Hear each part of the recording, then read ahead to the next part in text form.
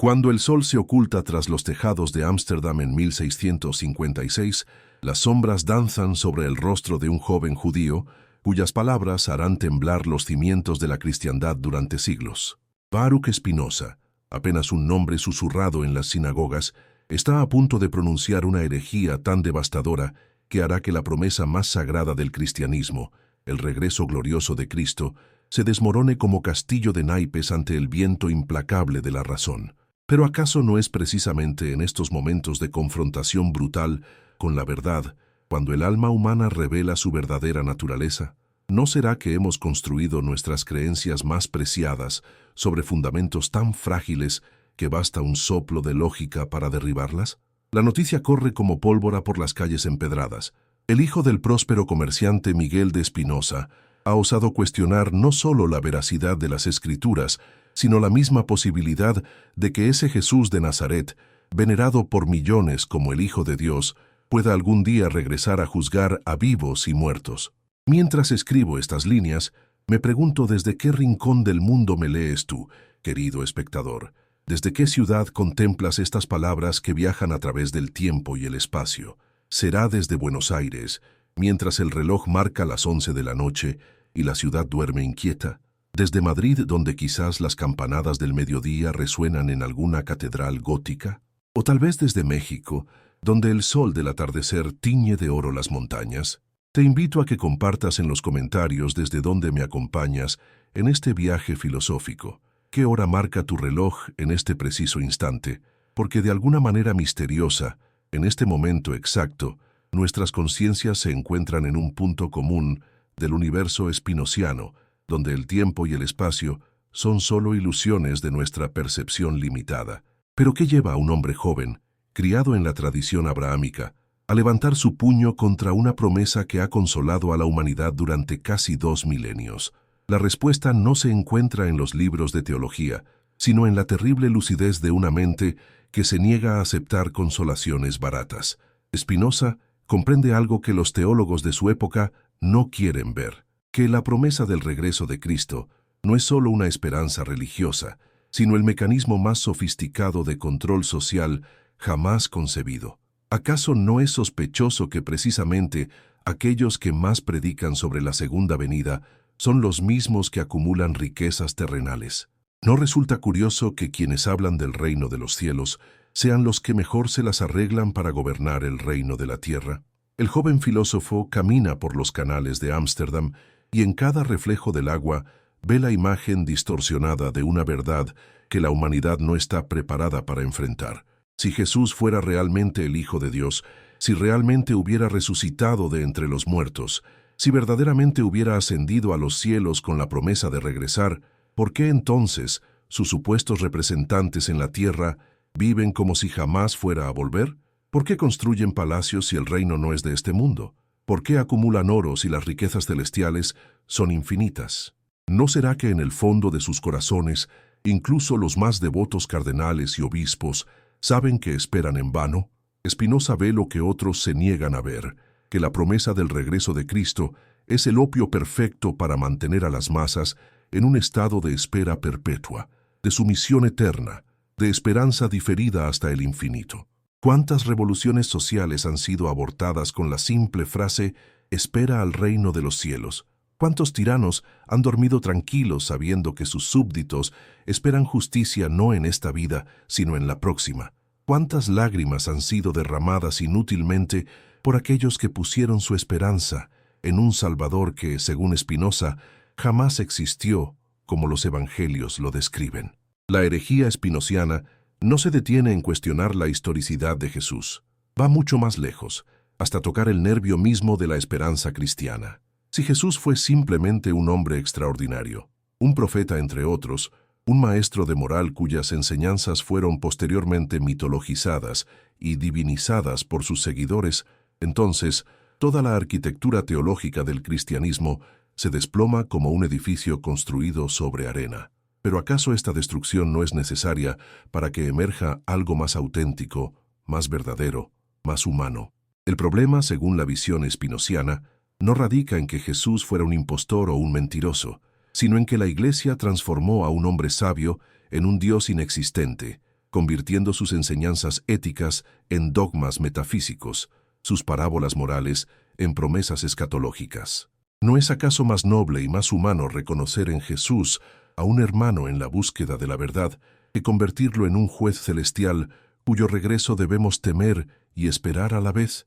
¿No es más honesto aceptar que su reino era una metáfora sobre la justicia social que crear toda una mitología sobre tronos celestiales y juicios finales?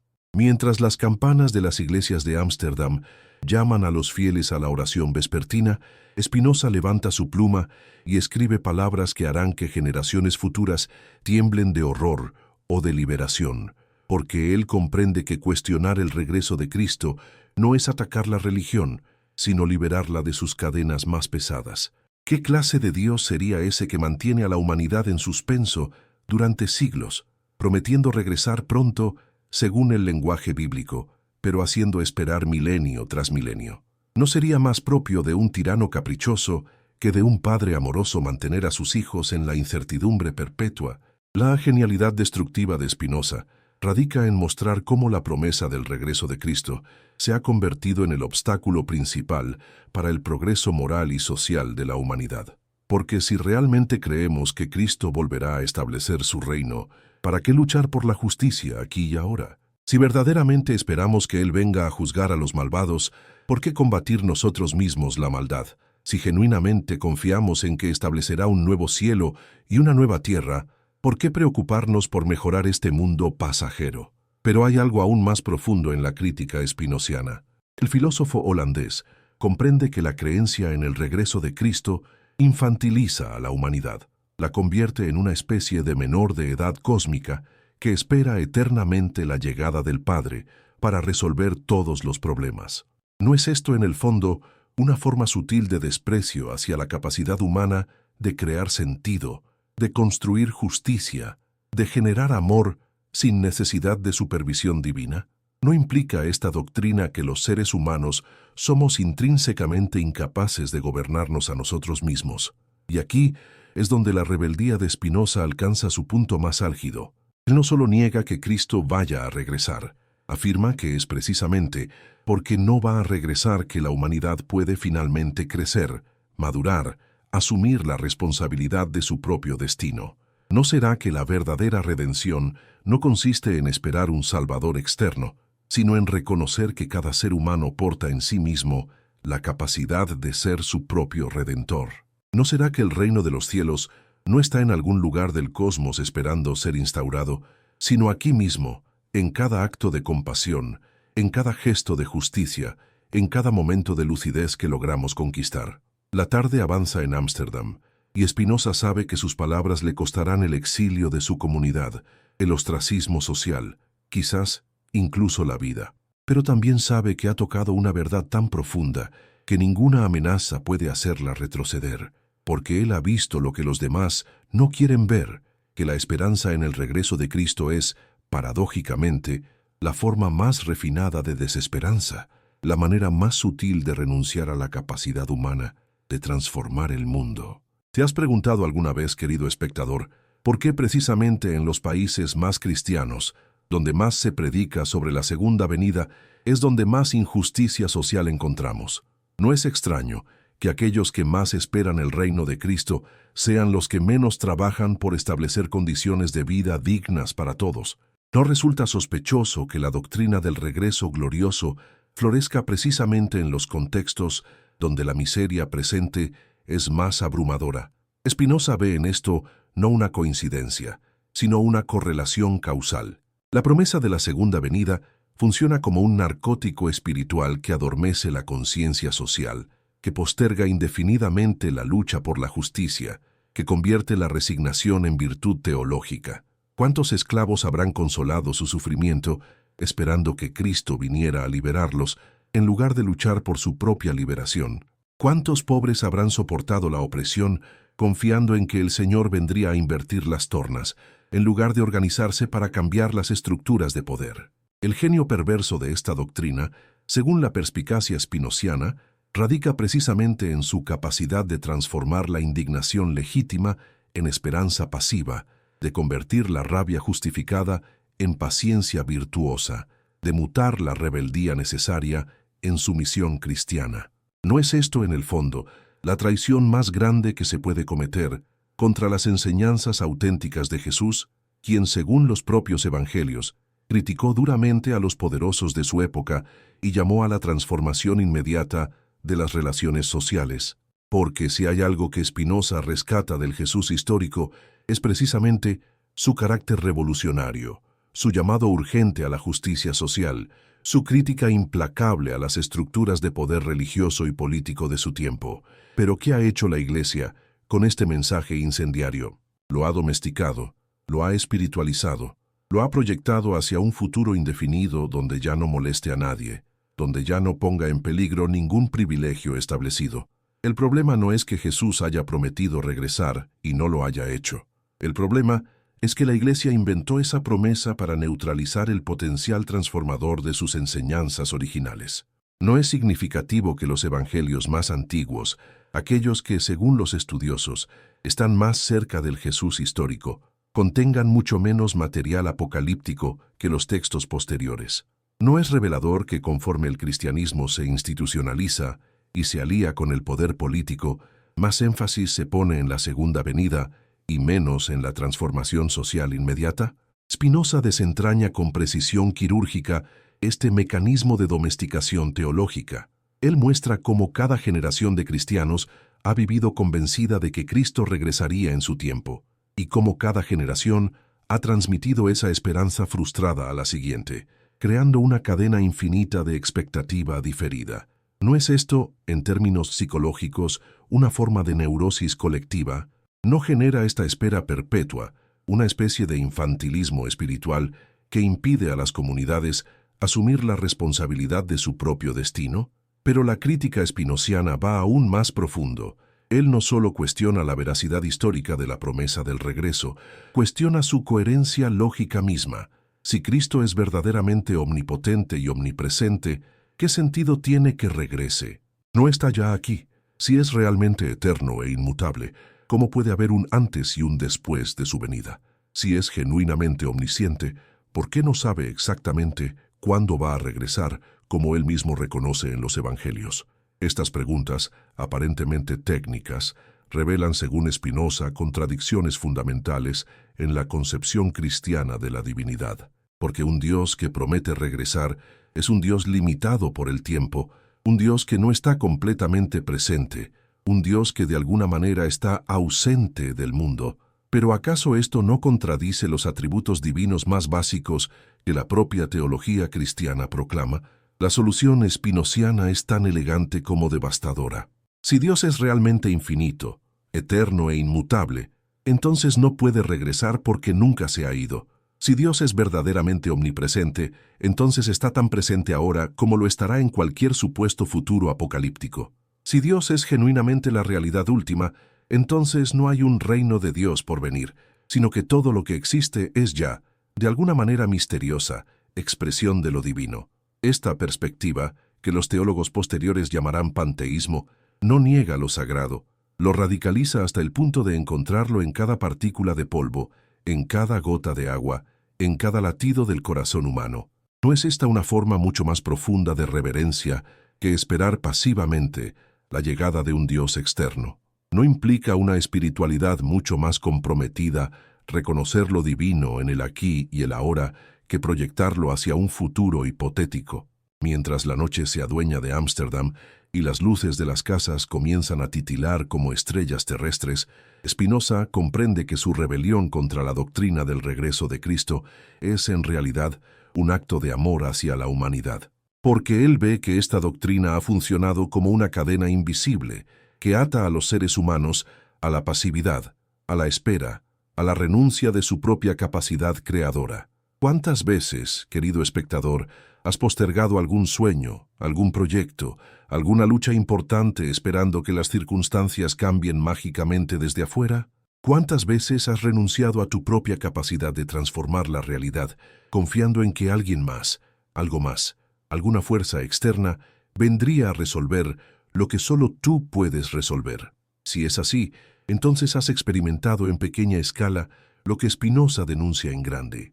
la seducción peligrosa de la esperanza pasiva. Porque la esperanza, según la filosofía espinociana, solo es virtuosa cuando se convierte en motor de la acción, cuando impulsa a la transformación presente, cuando genera compromiso concreto con el mejoramiento de las condiciones reales de vida. Una esperanza que paraliza, que posterga, que consuela sin transformar, no es esperanza sino su opuesto. Una forma sutil de desesperanza disfrazada de virtud teológica. Y aquí radica quizás el aspecto más revolucionario de la crítica espinociana al cristianismo apocalíptico. Él no propone el ateísmo como alternativa, sino una espiritualidad más madura, más responsable, más comprometida con la realidad concreta. Una espiritualidad que no espera salvadores externos, sino que reconoce en cada ser humano un agente potencial de transformación. Una espiritualidad que no proyecta la perfección hacia un futuro inalcanzable, sino que encuentra lo sagrado en el esfuerzo cotidiano por crear más justicia, más belleza, más comprensión. ¿No es esto en el fondo más coherente con las enseñanzas centrales del propio Jesús histórico? ¿No predicó él que el reino de los cielos está dentro de vosotros? Es decir, no en un lugar geográfico futuro, sino en una dimensión presente de la conciencia. ¿No enseñó que por sus frutos los conoceréis, enfatizando la acción presente sobre las promesas futuras? ¿No dijo que el sábado fue hecho para el hombre y no el hombre para el sábado, privilegiando las necesidades humanas concretas sobre las obligaciones religiosas abstractas? Spinoza encuentra en estas enseñanzas no la promesa de un regreso glorioso, sino la invitación a una presencia más plena, más consciente, más comprometida. El reino de los cielos no es un lugar al que iremos después de la muerte o al que Cristo nos llevará cuando regrese. Es una manera de habitar el presente, una forma de relacionarnos con la realidad, una dimensión de la experiencia humana que se activa cuando dejamos de huir hacia el pasado o hacia el futuro y nos abrimos completamente al momento presente. Esta interpretación, tan simple como revolucionaria, desarma completamente la maquinaria teológica construida alrededor de la segunda venida, porque si el reino de los cielos es una calidad de la conciencia presente, entonces no hay nada que esperar, sino todo que realizar.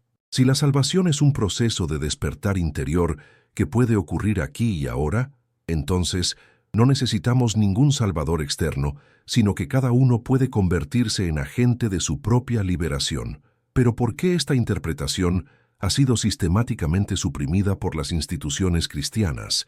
La respuesta, según Spinoza, es obvia. Porque una humanidad espiritualmente despierta es una humanidad imposible de controlar. Una humanidad que no espera salvadores externos es una humanidad que no necesita intermediarios religiosos. Una humanidad que encuentra lo sagrado en el presente es una humanidad que no se deja manipular con promesas sobre el futuro. El control religioso requiere dependencia, y la dependencia requiere la convicción de la propia incapacidad. Si realmente creyéramos que cada ser humano porta en sí mismo la capacidad de acceder a lo divino, ¿para qué necesitaríamos sacerdotes, iglesias, dogmas, amenazas de condenación eterna? Si verdaderamente confiáramos en que la sabiduría puede brotar de cualquier corazón sincero, ¿por qué someternos a autoridades religiosas que pretenden monopolizar la verdad? La doctrina del regreso de Cristo funciona entonces como el mecanismo perfecto para mantener a la humanidad en estado de dependencia espiritual. Porque si Cristo va a regresar para juzgar, entonces necesitamos que alguien nos enseñe cómo evitar la condenación. Si va a establecer su reino, entonces necesitamos que alguien nos explique cómo asegurar nuestro lugar en él. Si va a separar a justos de pecadores, entonces necesitamos que alguien nos certifique nuestra justicia. Spinoza ve en todo esto no solo un error teológico, sino una tragedia antropológica, porque la humanidad ha renunciado a su dignidad más fundamental, su capacidad de pensamiento autónomo, su derecho a la búsqueda libre de la verdad, su responsabilidad ética directa, a cambio de la seguridad ilusoria de ser dirigida por supuestas autoridades divinas. ¿Pero acaso no es precisamente esta renuncia lo que ha hecho posibles las mayores atrocidades de la historia? ¿Cuántas guerras se han librado en nombre de interpretaciones autorizadas de la voluntad divina?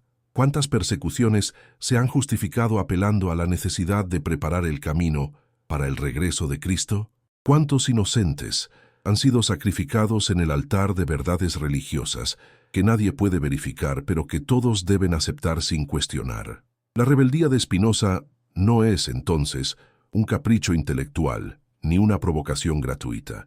Es un acto de compasión hacia una humanidad que ha sido privada de su derecho más básico, el derecho a pensar por sí misma sobre las cuestiones más importantes de la existencia. Es un gesto de amor hacia seres humanos que han sido convertidos en menores de edad cósmicos, eternamente dependientes de tutores espirituales que pretenden conocer los planes secretos de Dios. Y sin embargo, la soledad de Spinoza en aquellas noches de Ámsterdam debe haber sido abrumadora.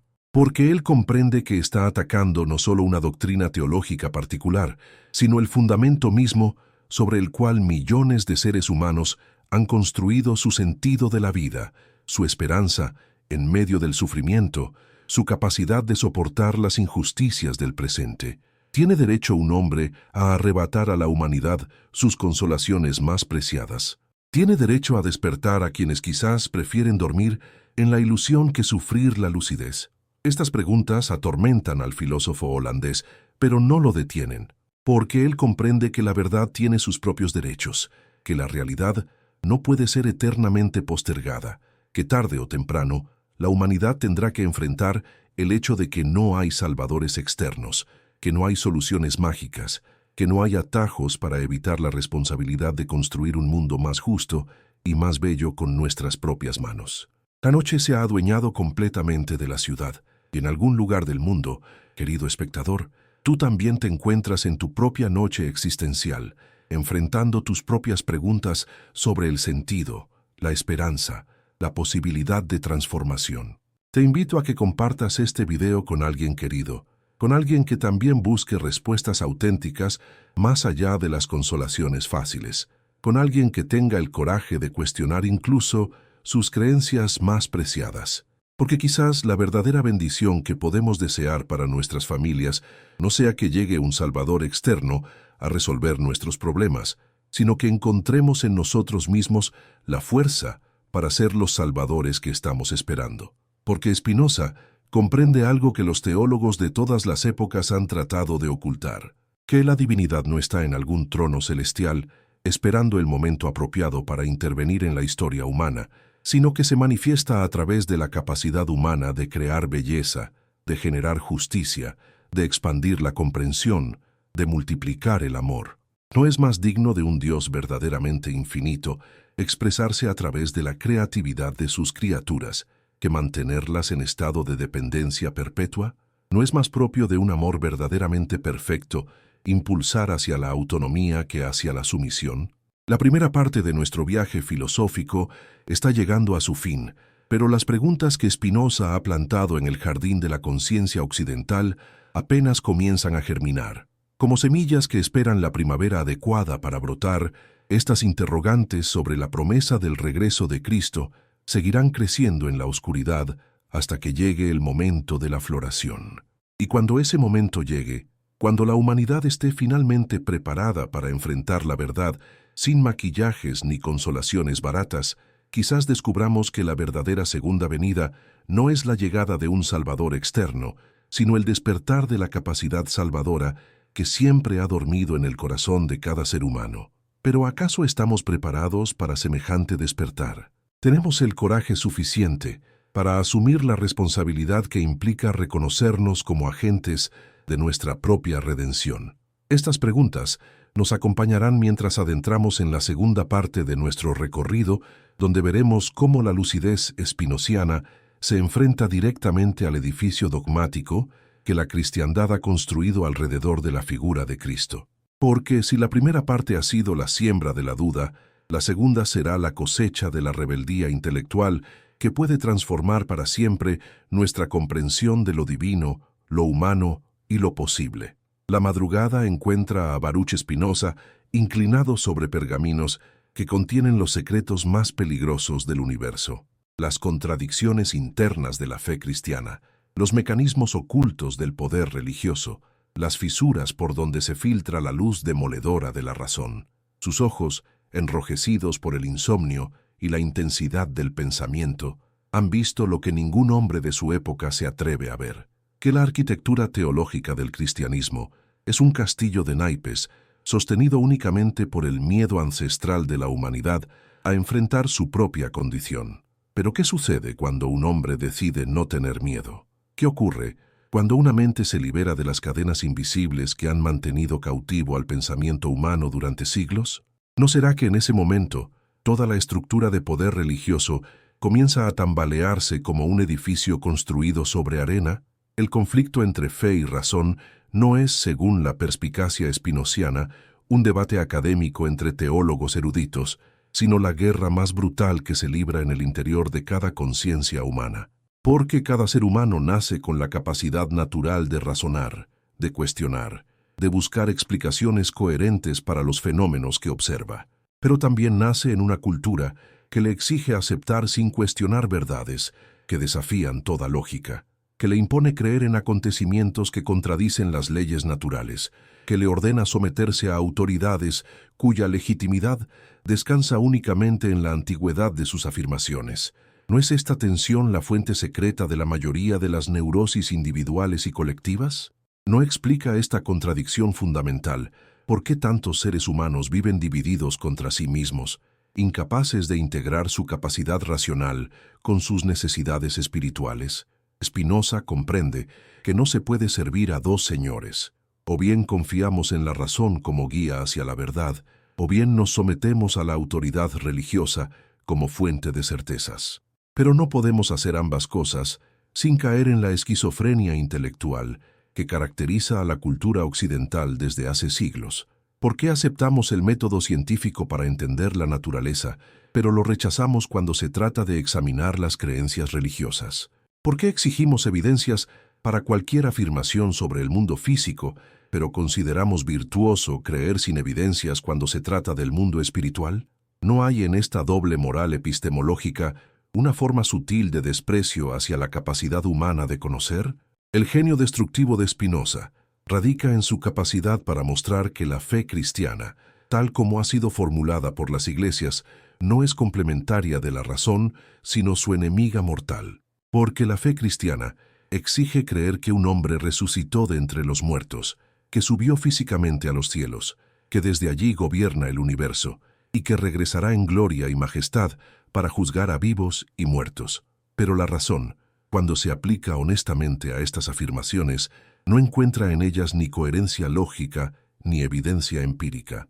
¿Cómo puede un cuerpo físico ascender más allá de las nubes sin desintegrarse en el vacío del espacio? ¿Cómo puede un ser humano, por más excepcional que sea, gobernar galaxias enteras desde algún lugar del cosmos? ¿Cómo puede alguien que murió hace 2 milenios mantener contacto directo con millones de creyentes simultáneamente? Estas preguntas, aparentemente ingenuas, revelan según Spinoza el carácter fundamentalmente mítico, no histórico, de las creencias cristianas centrales. Y aquí es donde su herejía alcanza su punto más incendiario. Él afirma que reconocer el carácter mítico de estas creencias no las invalida, sino que las libera para cumplir su función auténtica. ¿No es más hermoso y más profundo entender la resurrección como símbolo de la capacidad humana de renacer espiritualmente que creer literalmente que un cadáver volvió a la vida? ¿No es más significativo interpretar la ascensión como metáfora de la elevación de la conciencia que imaginar un viaje físico hacia algún punto del espacio sideral? Pero la Iglesia, según el análisis spinoziano, no puede permitir esta interpretación simbólica porque su poder descansa precisamente en la literalidad de los dogmas. Si la resurrección es solo un símbolo, entonces cualquiera puede interpretarla. Si la ascensión es solo una metáfora, entonces no se necesitan especialistas para explicarla. Si el regreso de Cristo es solo una forma poética de hablar sobre la transformación espiritual, entonces cada persona puede experimentarla directamente sin necesidad de intermediarios religiosos. No es obvio por qué las instituciones eclesiásticas han luchado tan ferozmente contra cualquier interpretación no literal de sus doctrinas centrales. El conflicto entre fe y razón se revela, entonces, como un conflicto entre dos formas de organizar el poder social. La forma democrática, que confía en la capacidad de cada individuo para acceder a la verdad mediante el uso honesto de sus facultades naturales, y la forma autoritaria, que concentra el acceso a la verdad en manos de una élite que pretende recibir revelaciones especiales inaccesibles para el común de los mortales. No es significativo que las sociedades más libres y más prósperas sean precisamente aquellas donde la razón ha conquistado más espacio frente a la autoridad religiosa. No es revelador que el oscurantismo y la tiranía florezcan precisamente allí donde se considera pecaminoso cuestionar las verdades establecidas. Spinoza vive esta tensión en carne propia. Criado en una familia judía ortodoxa, educado en el respeto hacia las escrituras, formado en la veneración hacia la tradición ancestral, él experimenta en su propio corazón el dolor de la ruptura cuando la razón comienza a demoler una por una las creencias que daban sentido a su mundo infantil. ¿Pero acaso este dolor no es el precio inevitable del crecimiento espiritual auténtico? ¿No tiene que morir el niño que creía en cuentos de hadas para que nazca el adulto capaz de enfrentar la realidad sin maquillajes ni consolaciones baratas? La soledad del pensador herético es abrumadora. Mientras sus antiguos correligionarios lo miran con horror y desprecio, mientras los cristianos lo consideran un enemigo de la fe, mientras los ateos lo encuentran todavía demasiado religioso, Spinoza camina por un territorio inexplorado donde solo su propia razón puede servirle de brújula. Pero ¿acaso no es precisamente en esta soledad radical donde se gesta toda auténtica innovación espiritual? ¿No han sido siempre los grandes místicos y los grandes filósofos hombres y mujeres que tuvieron el coraje de aventurarse más allá de los límites de lo socialmente aceptable? La crítica espinociana a la doctrina del regreso de Cristo no es entonces un ataque externo lanzado por un enemigo de la religión, sino una cirugía interna realizada por alguien que ama la espiritualidad lo suficiente como para querer liberarla de sus deformaciones patológicas. Spinoza no odia a Cristo, odia lo que las iglesias han hecho con Cristo, no desprecia la búsqueda de lo sagrado, desprecia la manipulación comercial de lo sagrado.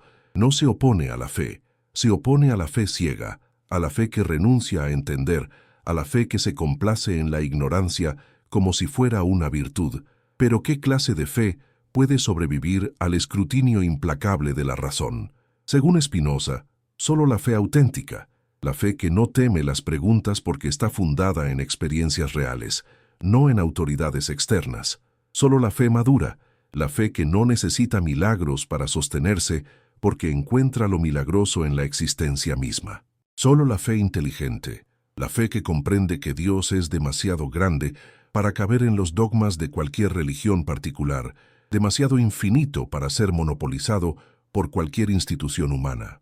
Esta fe postdogmática, esta espiritualidad posteclesiástica, esta religiosidad postteológica, no elimina el misterio, sino que lo profundiza. Porque mientras las religiones institucionales pretenden resolver el misterio de la existencia mediante explicaciones definitivas, la espiritualidad spinociana se abre al misterio como dimensión permanente de la experiencia humana. ¿No es más honesto reconocer que no sabemos de dónde venimos ni hacia dónde vamos, pero que podemos experimentar lo sagrado en la búsqueda misma, que pretender tener mapas detallados del reino de los cielos proporcionados por revelaciones especiales? El escándalo de la posición spinociana radica en que ella dignifica la ignorancia humana sin renunciar a la búsqueda del conocimiento. Reconoce los límites de la razón humana sin renunciar al ejercicio de la razón.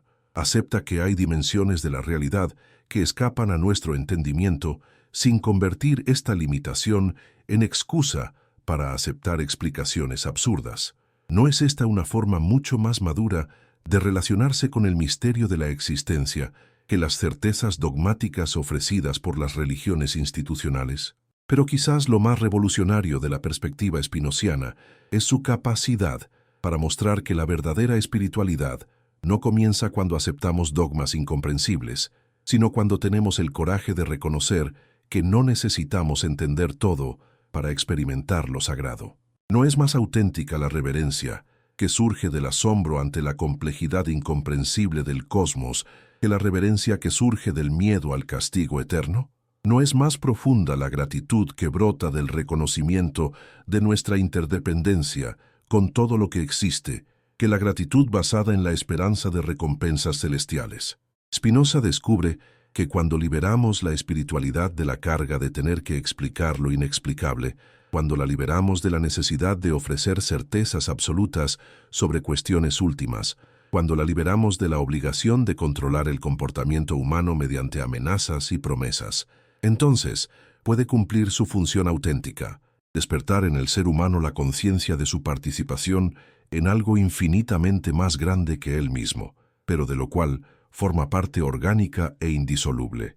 Esta participación no es la sumisión del esclavo al amo, sino la colaboración del músico en la sinfonía cósmica. No es la obediencia del súbdito al soberano, sino la creatividad del artista, que contribuye a la obra colectiva de la existencia. No es la pasividad del menor de edad ante el tutor, sino la responsabilidad del adulto, que comprende que su libertad y la libertad del cosmos son una sola libertad expresándose en múltiples formas. Pero ¿cómo llegar a esta comprensión sin pasar por la crisis dolorosa de la duda, sin atravesar el desierto árido de la deconstrucción crítica, sin experimentar la angustia de la pérdida de las certezas infantiles? Spinoza comprende que no hay atajos, que no hay formas de crecer espiritualmente sin crecer intelectualmente, que no hay manera de alcanzar una fe madura sin haber tenido el coraje de cuestionar la fe inmadura. Y aquí es donde su figura se vuelve profética. Porque Spinoza ve que la humanidad, tarde o temprano, tendrá que pasar por esta crisis colectiva, tendrá que enfrentar la contradicción entre sus capacidades racionales y sus creencias heredadas, tendrá que elegir entre la comodidad de la ignorancia santificada y la responsabilidad del conocimiento liberador. ¿No estamos acaso viviendo ya los primeros síntomas de esta crisis planetaria? ¿No vemos por todas partes señales de que los viejos sistemas de creencias están perdiendo su capacidad de dar sentido a la experiencia humana contemporánea? La rebelión de Spinoza contra el regreso de Cristo es entonces solo la punta del iceberg de una transformación mucho más profunda que debe ocurrir en la conciencia humana. Porque si Cristo no va a regresar para resolver nuestros problemas, si no hay salvadores externos esperando en las nubes, si no hay soluciones mágicas para los desafíos de la existencia, entonces la humanidad debe asumir la responsabilidad completa de su propio destino. ¿Pero acaso no es esto precisamente lo que significa volverse adulto? Dejar de esperar que los padres resuelvan todo y asumir la capacidad de crear soluciones propias. El pánico que genera esta perspectiva en las instituciones religiosas es comprensible, porque una humanidad espiritualmente adulta es una humanidad que no necesita tutores religiosos, que no acepta verdades por autoridad, sino por evidencia, que no se somete a códigos morales externos, sino que desarrolla su propia ética basada en la comprensión y la compasión. ¿Qué sería de las iglesias, de los templos, de las jerarquías eclesiásticas, si los seres humanos descubrieran que pueden acceder directamente a lo sagrado sin necesidad de intermediarios profesionales? Pero Spinoza no celebra la destrucción de las instituciones religiosas como un fin en sí mismo. Él comprende que estas instituciones han cumplido una función histórica importante. Han preservado durante siglos la intuición humana de que la existencia tiene una dimensión sagrada. Han mantenido viva la búsqueda de sentido en épocas de oscuridad intelectual. Han proporcionado marcos éticos básicos para sociedades que no habían desarrollado aún formas más sofisticadas de organización moral. El problema surge cuando estas instituciones, en lugar de evolucionar junto con la conciencia humana, se aferran a formas obsoletas de comprender lo sagrado y pretenden imponer esas formas como verdades eternas e inmutables. ¿No es esto como pretender que un adulto use para siempre la ropa que le quedaba bien cuando era niño? ¿No es natural que lo que nos servía en una etapa de desarrollo se vuelva limitante, incluso dañino, en una etapa posterior? La genialidad de Spinoza radica en mostrar que criticar las formas obsoletas de espiritualidad no implica renunciar a la espiritualidad misma, sino liberarla para que pueda evolucionar hacia formas más maduras, más coherentes, más acordes con el nivel de comprensión que la humanidad ha alcanzado. ¿No es más respetuoso hacia la tradición espiritual de la humanidad ayudarla a crecer que mantenerla artificialmente congelada en formas que ya no corresponden a nuestras necesidades actuales? porque si hay algo que Spinoza rescata de todas las tradiciones religiosas, es precisamente su intuición fundamental, que la existencia individual cobra sentido únicamente cuando se reconoce como parte de una totalidad más vasta, más misteriosa, más rica que cualquier comprensión particular. Pero esta intuición no requiere creer en historias específicas sobre resurrecciones, ascensiones o regresos gloriosos. Puede expresarse de 1000 maneras diferentes, todas igualmente válidas si surgen de experiencias auténticas en lugar de imposiciones doctrinales. La tarde declina en Ámsterdam, y Spinoza comprende que su labor destructiva está llegando a su fin. Ha mostrado las contradicciones internas de la doctrina cristiana del regreso de Cristo, ha revelado los mecanismos de poder que sustentan esta doctrina, ha expuesto la incompatibilidad fundamental entre la fe dogmática y la razón libre. Pero ¿qué viene después de la destrucción? ¿Qué brota de las cenizas de las certezas demolidas? ¿Puede la razón, tan eficaz para demoler ilusiones, construir también nuevas formas de esperanza? Estas preguntas nos conducen hacia la tercera y última parte de nuestro viaje filosófico, donde veremos cómo de la crisis de las creencias tradicionales puede emerger una espiritualidad más auténtica, más libre, más capaz de nutrir el alma humana sin insultar su inteligencia. Porque si Spinoza ha dedicado tanto esfuerzo a demoler las falsas consolaciones de la religión institucional, no es por sadismo intelectual, sino por compasión hacia una humanidad que merece consolaciones verdaderas, esperanzas fundadas en la realidad, no en fantasías elaboradas para controlar y manipular. Pero ¿cuáles son esas consolaciones verdaderas? ¿Dónde encontrar esperanza sin recurrir a promesas sobre futuros imaginarios? ¿Cómo nutrir el alma sin alimentarla con ilusiones? La respuesta spinociana es tan simple como revolucionaria, tan antigua como futurista, tan mística como racional.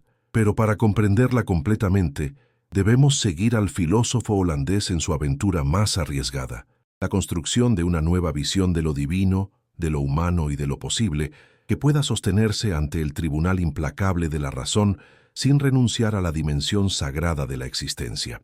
Porque si la segunda parte de nuestro recorrido ha sido la tormenta que destruye las construcciones artificiales, la tercera será el amanecer que revela el paisaje auténtico que siempre estuvo ahí, oculto detrás de las ilusiones. Y quizás descubramos que ese paisaje es más hermoso, más esperanzador, más digno de nuestro amor que cualquier paraíso prometido por las religiones que han convertido la búsqueda de lo sagrado en comercio de certezas baratas. En la quietud de la madrugada, cuando las últimas estrellas se desvanecen ante el primer resplandor del alba, Baruch Spinoza levanta su rostro hacia la ventana y contempla un amanecer que es también el amanecer de una nueva era en la historia de la conciencia humana. Sus ojos, que han visto demasiado para retroceder, que han penetrado demasiado profundo en las contradicciones de la fe cristiana para volver a la inocencia perdida, ahora miran hacia el horizonte, donde se gesta una verdad tan radical que hará temblar los cimientos mismos de la civilización occidental. Porque si Cristo no va a regresar, si no hay salvadores externos esperando en las nubes, si no hay soluciones mágicas para los desafíos de la existencia humana, entonces ¿qué queda? ¿Hacia dónde dirigir la mirada cuando se han desplomado todas las certezas consoladoras? ¿Dónde encontrar esperanza cuando se han agotado todas las promesas sobre futuros gloriosos?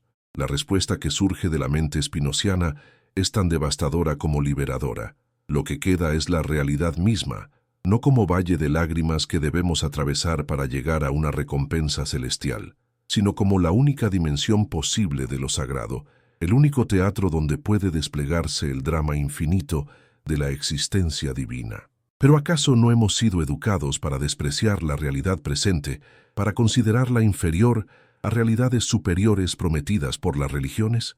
¿No hemos aprendido a ver este mundo como caído, corrupto, provisional, destinado a ser reemplazado por otro mundo perfecto? ¿No es precisamente esta devaluación de lo presente la raíz secreta de nuestra incapacidad para ser felices aquí y ahora? Spinoza comprende que la doctrina del regreso de Cristo ha funcionado como un mecanismo sutil pero eficaz de alienación existencial. Al enseñar a la humanidad que la vida verdadera está en otra parte, que la felicidad auténtica nos espera en otro tiempo, que el sentido real de la existencia se revelará en otro mundo, esta doctrina ha privado a millones de seres humanos de la capacidad de encontrar plenitud en sus vidas concretas, de experimentar lo sagrado en sus experiencias inmediatas, de reconocer lo divino en el aquí y el ahora, que es lo único que realmente tenemos. ¿Cuántas generaciones han vivido como en una sala de espera cósmica, postergando indefinidamente la búsqueda de la felicidad presente con la esperanza de una felicidad futura? ¿Cuántos seres humanos han renunciado a explorar sus capacidades creativas, a desarrollar sus potencialidades únicas, a construir relaciones más plenas, porque creían que todo eso era secundario comparado con la preparación para la vida eterna? ¿Cuánto sufrimiento innecesario ha generado esta pedagogía de la postergación, esta espiritualidad del todavía no, esta religión del ya casi? La alternativa spinociana es tan simple que parece ingenua, tan radical que parece imposible. ¿Y si la eternidad no fuera algo que nos espera después de la muerte, sino algo que podemos experimentar ahora mismo? ¿Y si el reino de los cielos no fuera un lugar geográfico al que iremos cuando Cristo regrese, sino una dimensión de la conciencia a la que podemos acceder en cualquier momento de lucidez? ¿Y si la vida eterna no fuera una duración infinita en el tiempo, sino una intensidad infinita en el presente? Estas preguntas no son especulaciones abstractas para Spinoza, son invitaciones concretas a una revolución en la manera de habitar la existencia, porque él ha descubierto algo que las religiones institucionales han tratado de ocultar, que cada momento presente contiene la totalidad del tiempo, que cada experiencia auténtica nos conecta con la totalidad del cosmos, que cada acto de comprensión genuina nos hace partícipes de la sabiduría infinita que sostiene el universo. Pero ¿cómo es posible tal cosa? ¿Cómo puede lo finito contener lo infinito? ¿Cómo puede lo temporal expresar lo eterno? ¿Cómo puede lo humano participar de lo divino sin dejar de ser humano? La respuesta spinociana revoluciona completamente la comprensión occidental de la relación entre Dios y el mundo, entre lo sagrado y lo profano, entre lo espiritual y lo material. Según la visión spinociana, no hay dos mundos, uno divino y otro mundano, uno sagrado y otro profano, uno espiritual y otro material, sino una sola realidad que se expresa en múltiples niveles, una sola sustancia infinita que se manifiesta tanto en el pensamiento como en la extensión, tanto en la conciencia como en los cuerpos, tanto en las ideas como en las cosas. ¿No es esta una perspectiva mucho más coherente que la fragmentación dualista que ha atormentado al pensamiento occidental durante siglos? Si Dios y la naturaleza son uno, Deus sive natura. Si Dios y la naturaleza son uno, Deus sive natura, como escribirá Spinoza en su obra Cumbre, entonces no hay que esperar la llegada de lo divino desde algún exterior cósmico, porque lo divino está ya presente en cada partícula de polvo, en cada gota de lluvia, en cada latido del corazón humano, en cada pensamiento que surge en nuestra mente. ¿No es esta una forma mucho más profunda de reverencia que la que espera pasivamente la intervención de un Dios externo? ¿No implica una espiritualidad mucho más comprometida reconocer que somos expresiones únicas e irrepetibles de la creatividad divina que considerarnos criaturas separadas de nuestro Creador? Esta perspectiva transforma radicalmente el significado de la salvación. Si no hay un Dios separado del mundo que venga a salvarnos desde afuera, entonces la salvación no puede ser algo que recibimos pasivamente, sino algo que realizamos activamente mediante la comprensión cada vez más profunda de nuestra participación en la totalidad de lo real. ¿No es más digno de seres racionales conquistar la liberación mediante el conocimiento que recibirla como regalo inmerecido? ¿No es más coherente con la dignidad humana asumir la responsabilidad de nuestra propia redención que delegarla en instancias externas? Pero esta salvación por comprensión no es un proceso puramente intelectual. Spinoza descubre que cuando realmente entendemos nuestra conexión orgánica con la totalidad del cosmos, cuando genuinamente experimentamos nuestra participación en la creatividad infinita que sostiene el universo, cuando auténticamente reconocemos que somos modalidades únicas de la sustancia divina, entonces surge naturalmente lo que él llama amor intellectualis Dei. El amor intelectual hacia Dios, que es simultáneamente amor hacia la totalidad de lo que existe. Este amor no es sentimentalismo religioso ni emotividad irracional, sino la respuesta natural de una inteligencia que ha comprendido su lugar en el cosmos. No amamos naturalmente aquello de lo cual no sabemos parte. No cuidamos espontáneamente lo que reconocemos como expresión de nuestra propia esencia más profunda. No protegemos instintivamente aquello en lo cual descubrimos el fundamento de nuestra propia existencia. Y aquí radica quizás el aspecto más revolucionario de la alternativa spinoziana al cristianismo apocalíptico. Ella no elimina el amor, la devoción, la entrega, la trascendencia de sí mismo. Los radicaliza hasta convertirlos en actitudes cósmicas, en formas de participación consciente, en la creatividad universal, en modalidades de colaboración inteligente con el proceso infinito mediante el cual la realidad se despliega y se comprende a sí misma. ¿No es más hermoso amar a Dios en cada rostro humano que encontramos que esperar encontrar a Dios en algún trono celestial? ¿No es más profundo servir a lo divino mediante el cuidado de la naturaleza que aguardar pasivamente a que lo divino venga a arreglar los problemas ambientales que nosotros hemos creado? ¿No es más auténtico adorar la creatividad infinita, participando creativamente en la construcción de un mundo más justo, que esperar que la justicia llegue desde arriba cuando Cristo establezca su reino? Esta espiritualidad de la inmanencia, esta religiosidad de la presencia, esta mística de lo inmediato, no renuncia a la dimensión del misterio, la profundiza hasta hacerla ubicua. Porque si lo divino no está concentrado en un lugar específico del cosmos, sino que se expresa en la totalidad de lo que existe, entonces cada encuentro genuino con la realidad es un encuentro con lo sagrado, cada momento de comprensión auténtica es una revelación, cada acto de amor sincero es una forma de oración. ¿Pero acaso esta perspectiva no hace superfluas todas las prácticas religiosas tradicionales? ¿Para qué necesitamos templos si todo el cosmos es templo? ¿Para qué requerimos rituales específicos si cada acto consciente puede ser ritual? ¿Para qué buscamos momentos especiales de encuentro con lo divino si cada momento puede ser encuentro con lo divino? Spinoza no desprecia las formas tradicionales de práctica espiritual, pero las recontextualiza dentro de una comprensión más amplia de lo que significa vivir religiosamente. Los templos pueden ser útiles como espacios que faciliten la concentración y la reflexión, pero su valor no radica en ser lugares especialmente sagrados, sino en ser lugares especialmente propicios para reconocer la sacralidad que está presente en todas partes. Los rituales pueden ser valiosos como tecnologías de la conciencia que nos ayuden a sintonizar con dimensiones más profundas de la experiencia, pero su eficacia no depende de poderes mágicos, sino de su capacidad para despertar en nosotros capacidades que ya poseemos. Esta desmitologización de las prácticas religiosas no las destruye, las libera para cumplir su función auténtica sin las distorsiones introducidas por creencias supersticiosas.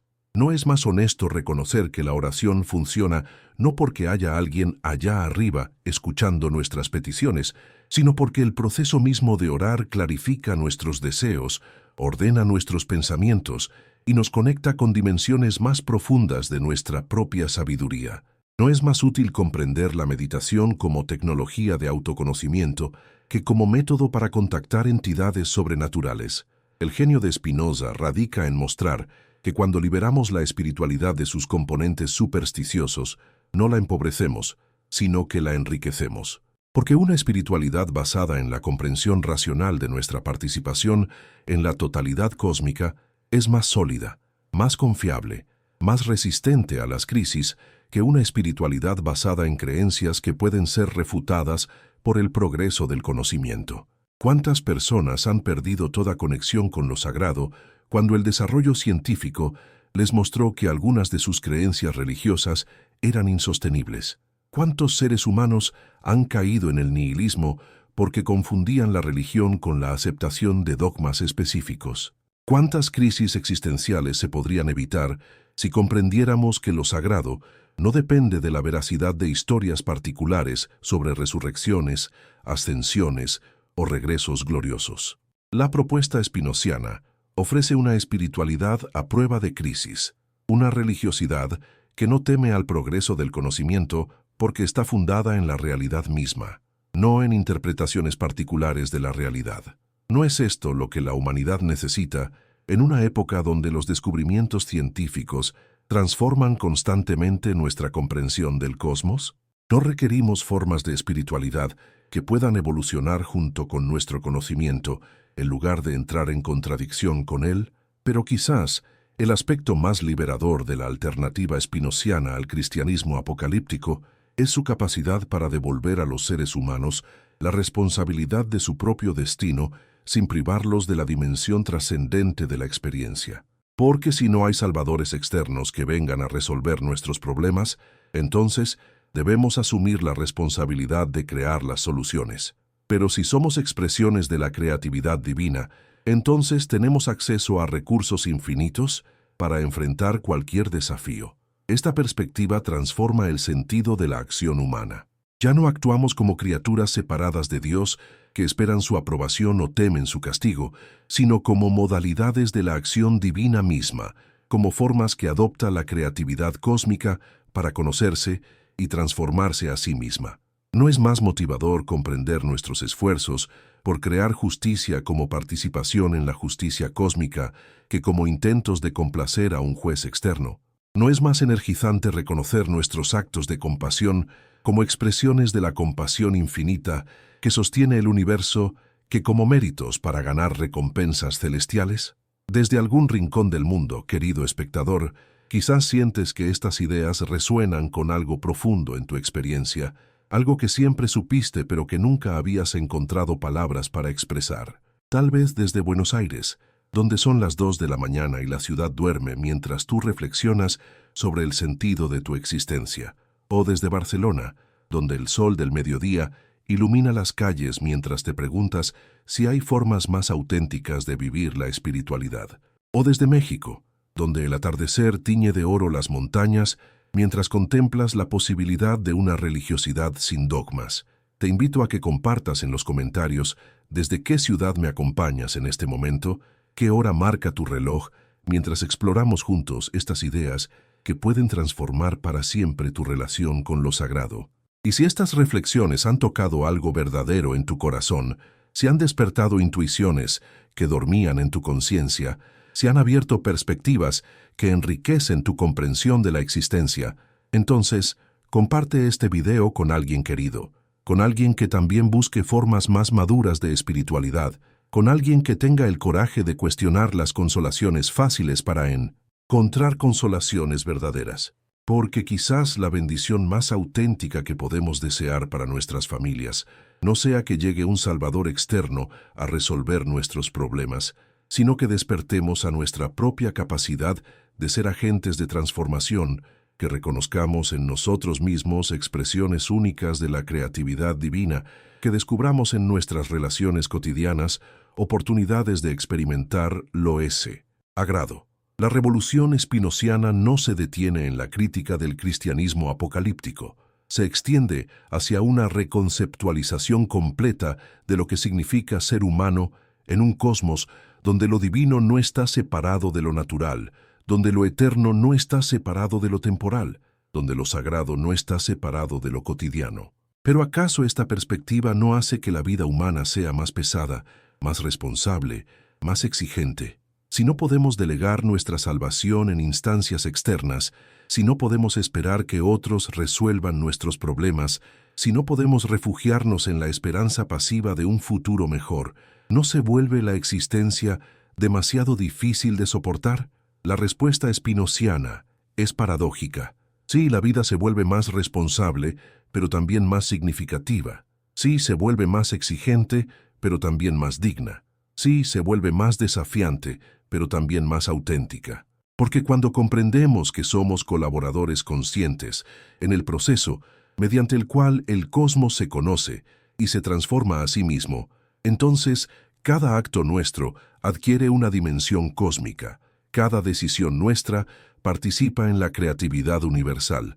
Cada momento de nuestra vida contribuye al despliegue infinito de la realidad.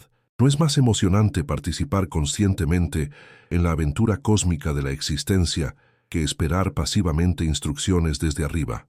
No es más digno contribuir creativamente a la obra colectiva de la vida que aguardar que otros hagan todo el trabajo. No es más satisfactorio descubrir que nuestras capacidades humanas son modalidades de capacidades cósmicas que creer que somos seres limitados esperando ser completados por poderes externos. Esta dignificación radical de la condición humana no conduce al orgullo sino a la humildad, pero a una humildad de tipo diferente a la que predican las religiones autoritarias. No es la humildad del gusano que se reconoce inferior a su creador, sino la humildad del músico, que se reconoce parte de una sinfonía infinitamente más vasta que cualquier melodía particular que él pueda contribuir. No es la humildad del esclavo ante el amo, sino la humildad del hijo adulto que reconoce todo lo que debe a sus padres sin por eso renunciar a su autonomía. Esta humildad cósmica genera naturalmente lo que Spinoza considera la emoción más elevada de la que son capaces los seres humanos. La alegría que surge de comprender nuestro lugar en la totalidad de lo real, la felicidad que brota de reconocer nuestra participación en la creatividad infinita, el gozo que emerge cuando experimentamos que nuestro ser individual es una expresión única e irrepetible del ser universal. Pero ¿acaso esta alegría no es precisamente lo que las religiones apocalípticas han tratado de postergar hacia un futuro indefinido?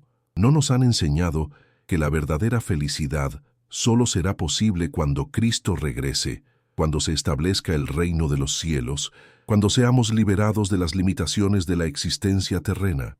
¿No han convertido la postergación de la alegría en virtud teológica, la renuncia a la felicidad presente, en preparación para la felicidad futura? Spinoza ve en esta pedagogía de la postergación una forma sutil pero devastadora de violencia espiritual. Porque privar a los seres humanos de la capacidad de experimentar alegría en el presente, convencerlos de que la felicidad auténtica está siempre en otra parte, en otro tiempo, en otras condiciones, es mutilar su capacidad natural de florecimiento, es atrofiar su potencial de realización, es convertir la vida en una espera perpetua que nunca llega a su cumplimiento. ¿Cuántas generaciones han vivido como en ayuno espiritual permanente, renunciando a los placeres legítimos de la existencia, con la esperanza de placeres celestiales que nunca llegan? ¿Cuántos seres humanos han desperdiciado las oportunidades reales de felicidad, esperando oportunidades ideales que solo existen en su imaginación? ¿Cuánta vida auténtica se ha sacrificado en el altar de promesas sobre vidas futuras? La alternativa spinociana es tan simple como revolucionaria. La vida eterna no es algo que nos espera después de la muerte, es algo que podemos experimentar ahora mismo cuando comprendemos que nuestro ser individual participa del ser eterno del cosmos. El reino de los cielos no es un lugar al que iremos cuando Cristo regrese, es una dimensión de la conciencia a la que podemos acceder en cualquier momento de lucidez auténtica. La salvación no es algo que recibiremos en el futuro, es algo que podemos realizar en el presente, mediante la comprensión cada vez más profunda de lo que realmente somos. Esta temporalidad redimida, esta eternidad presente, esta infinitud inmediata, no elimina la dimensión del crecimiento, del desarrollo, de la evolución espiritual. Al contrario, la radicaliza. Porque si cada momento presente contiene la totalidad del tiempo, entonces cada momento es una oportunidad para expandir nuestra comprensión, para profundizar nuestra participación en lo real, para intensificar nuestra colaboración con la creatividad cósmica. ¿No es más motivador comprender el crecimiento espiritual como proceso infinito de participación cada vez más consciente en la vida universal que como preparación para un examen final que determinará nuestro destino eterno? ¿No es más liberador entender el desarrollo interior como despliegue progresivo de capacidades que ya poseemos que como conquista de virtudes que nos faltan? ¿No es más esperanzador reconocer que cada paso en el camino del autoconocimiento es ya participación en la sabiduría infinita que considerar que solo al final del camino encontraremos la verdad? El clímax de la revolución spinociana se alcanza cuando comprendemos que la crítica a la doctrina del regreso de Cristo no es solo una operación destructiva, sino la condición necesaria para el nacimiento de una espiritualidad más auténtica, más libre, más capaz de nutrir el alma humana sin insultar su inteligencia. Porque solo cuando dejamos de esperar salvadores externos, podemos descubrir nuestra propia capacidad salvadora. Solo cuando renunciamos a las consolaciones baratas, podemos acceder a consolaciones verdaderas.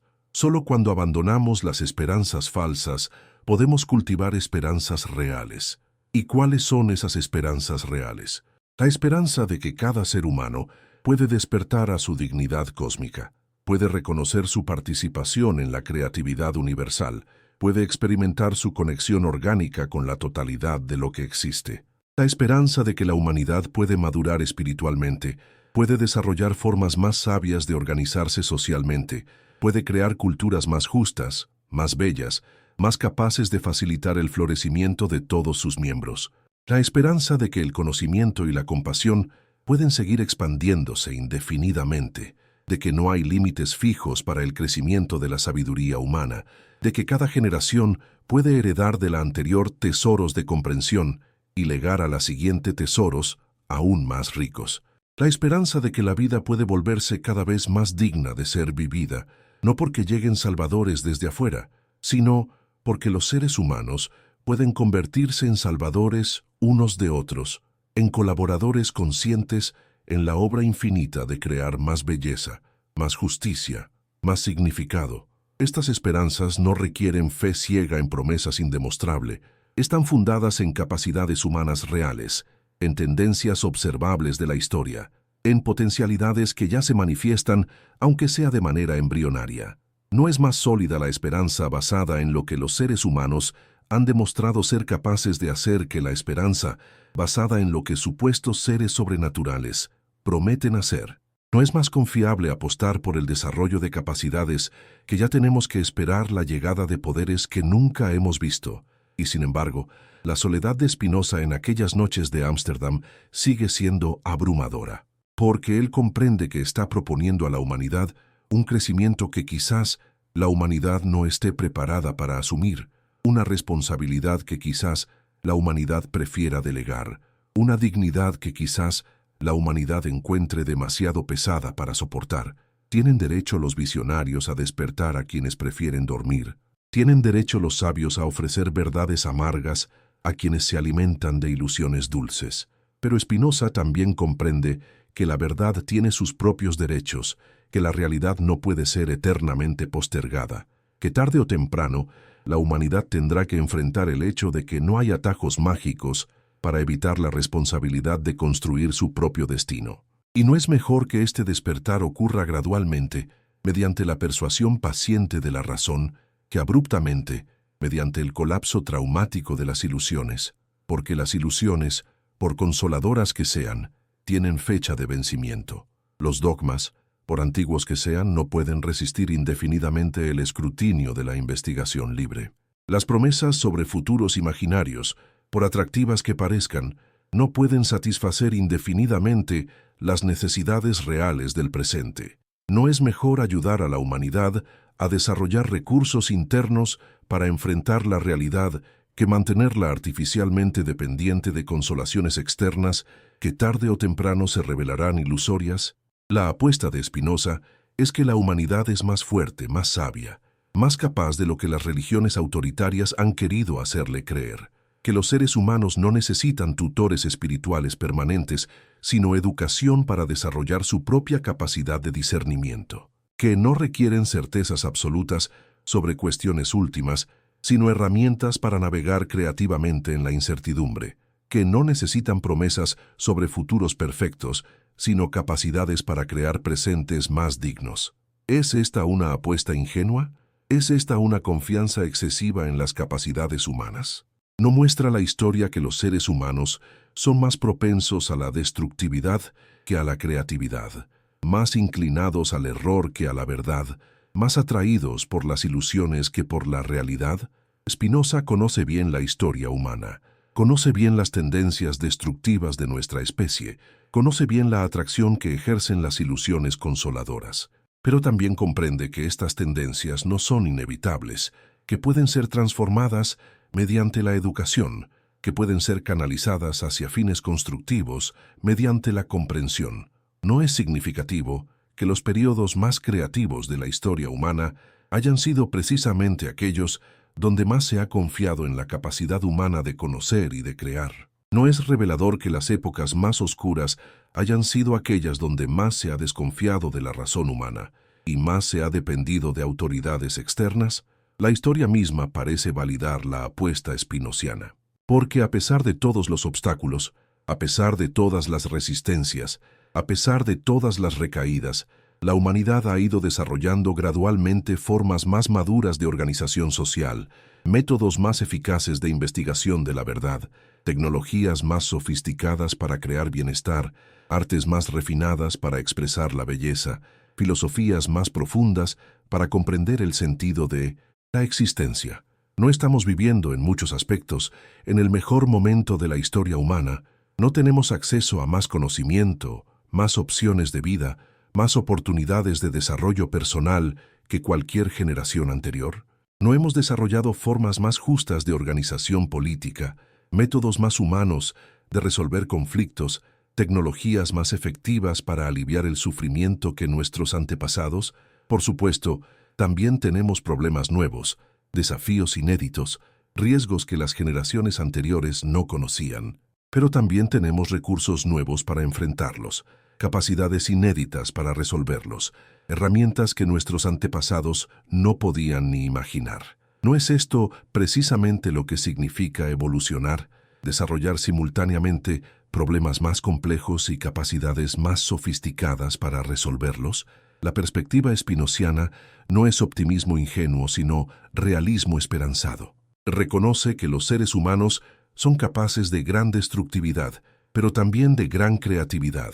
Acepta que la historia está llena de tragedias, pero también de triunfos. Comprende que el progreso no es automático, pero también que es posible cuando se dan las condiciones adecuadas. ¿Y cuáles son esas condiciones adecuadas? Según Spinoza, fundamentalmente tres. Educación que desarrolle la capacidad de pensar libremente, organización social que facilite la cooperación creativa y espiritualidad que nutra el alma sin insultar la inteligencia.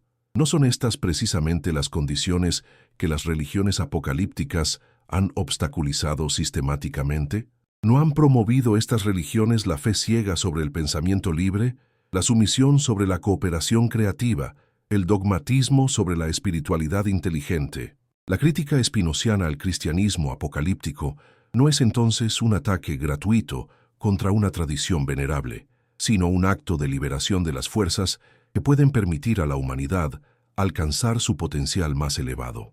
Es un gesto de amor hacia una especie que tiene capacidades extraordinarias, pero que ha sido convencida de que esas capacidades son pecaminosas, peligrosas, inferiores a las supuestas capacidades de seres sobrenaturales.